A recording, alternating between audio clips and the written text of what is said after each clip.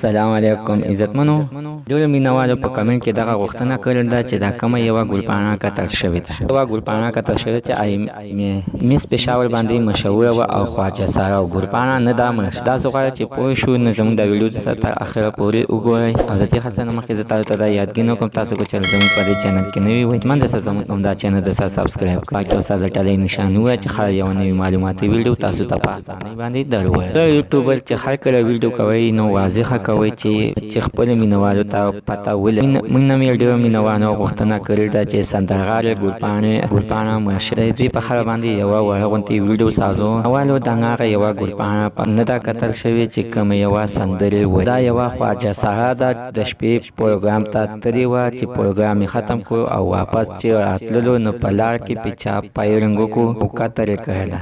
د ده خپل نوم شکیلو په ګلپاڼه باندې مشهور خپلو ملګرو په ګلپاڼه باندې مشهور کړی و. په مس پېښور باندې یادېدله.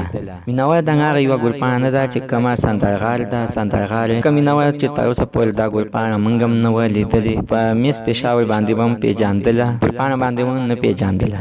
کله چې په پیله ځل باندې چې په فیسبوک په پاڼه باندې چې وکتل نو ګلپاڼه یعنې قتل شوله. موږ خپله ډېر سخت خفه شولو. موږ ته وکتله نو دا خو یو خواجه ساره چې مړ شول. چې دا وکتل نو واقعه حدیث موږ بیا نور هم ډېر سخت خفه شولو ځکه چې هر څنګه خو د الله بنده و. مینوالو د واقعې یاد وساتئ چې الله تعالی دې د ګلپاڼې د شکیل د کور والو ته دې صبر، مور او پلار او وروڼو خویندو ته دې د زړه صبر ورته ورکړي. نو زموږ نننۍ معلومات ته د دې ځای پورې د نوي معلوماتو دپاره زموږ همدا چینل ته سره سبسکرایب کړئ. خوا کې ورسره د ټلۍ نښان ووایه چې هر یوه نوي معلوماتي ویډیو تاسو ته په اسانۍ باندې در ورسېږي.